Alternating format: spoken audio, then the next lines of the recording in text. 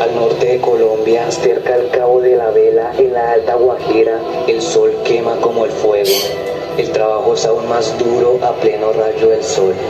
Y el agua escasea, sobre todo si los ricos la han desviado hacia sus lujosos campos.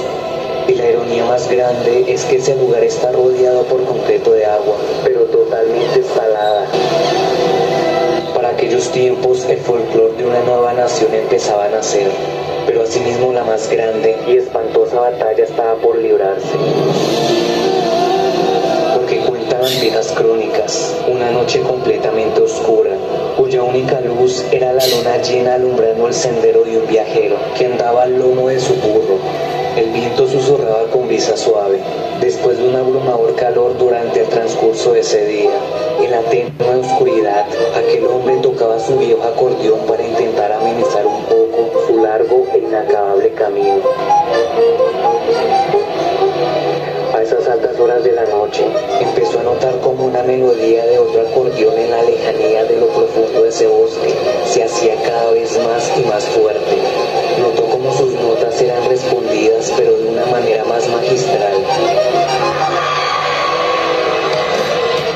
Aquel hombre intentó responder con una puya más complicada, pero se daba cuenta que nada de lo que escuchaba era normal, porque ningún ser humano era capaz de tocar una entonación de tal magnitud, era insuperable. En ese momento Francisco Moscote Guerra, que era como se llamaba este viajero, empezó a temblar hasta tal punto que sus manos y pies quedaron completamente entumecidos, impidiéndole moverse. En la plenitud de esa noche oscura, Francisco empezó a notar como la luna llena se tornaba de un color rojo, y un olor intenso a azufre se hacía cada vez más y más fuerte. Ahí él se dio cuenta que el diablo lo estaba retando a una batalla a ritmo de acordeón. En ese momento el maligno inició con una melodía tan magistral que la luna y las estrellas se apagaron por completo. El mundo se sumergió en tinieblas, solo los ojos de Lucifer resplandecían como tizones en la profunda oscuridad. Francisco sabía que si perdía la batalla, el diablo lo arrastraría hasta lo más profundo del infierno. A pesar de su gran miedo, invocó el nombre de Dios para que le diera la valentía suficiente para enfrentar al maligno. A pesar de su gran temor, Francisco inició con una melodía digna del maestro. Pero a pesar de eso, el diablo respondía con una más intricada y magistral. Cada segundo que pasaba, aquel duelo se complicaba cada vez más a favor del demonio.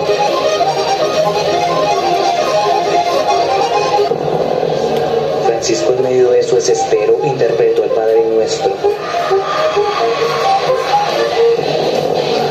En ese instante logró hacerlo tambalear tan solo un poco, pero fue lo suficiente para que le devolviera la luz a la luna y a las estrellas. Él sabía que aquella batalla no iba a ser para nada fácil.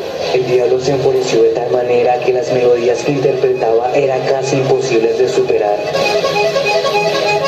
Francisco sentía que no podía luchar más, que todo era inútil frente a las magistrales entonaciones del demonio. Su derrota ya estaba cerca, pensaba en las consecuencias que esto le acarreaban. Su fin ya era inevitable, el diablo ya lo estaba arrastrando. Él gritaba el nombre de Dios con todas sus fuerzas para que le ayudara en ese momento. Cuando de un momento la ayuda divina no se hizo esperar. De repente un rayo de luz proveniente del cielo iluminó de tal manera que de manera magistral angelical Francisco empezó a interpretar en su acordeón el credo al revés, de una manera infalible la cual le daría la victoria. Francisco sabía que Dios era más poderoso, por eso mantenía la fe que Él era el único que lo libraría. Con su potente voz no paraba de cantar el credo.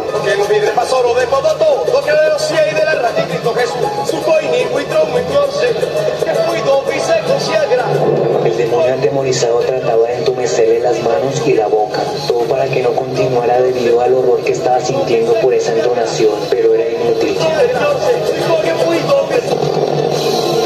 El diablo no pudo contener un terrible alarido que lo atormentaba. Con su acordeón a rastras y retorciéndose, una gran llamarada de fuego lo envolvió y desapareció para siempre con el rabo entre las piernas. De saber que nunca se imaginó que Francisco el hombre contaba con la ayuda de Dios. Aquel hombre continuó su camino dando gracias al Altísimo, reconociendo que sin él nunca hubiera podido derrotar al diablo. De igual manera nunca imaginó que este triunfo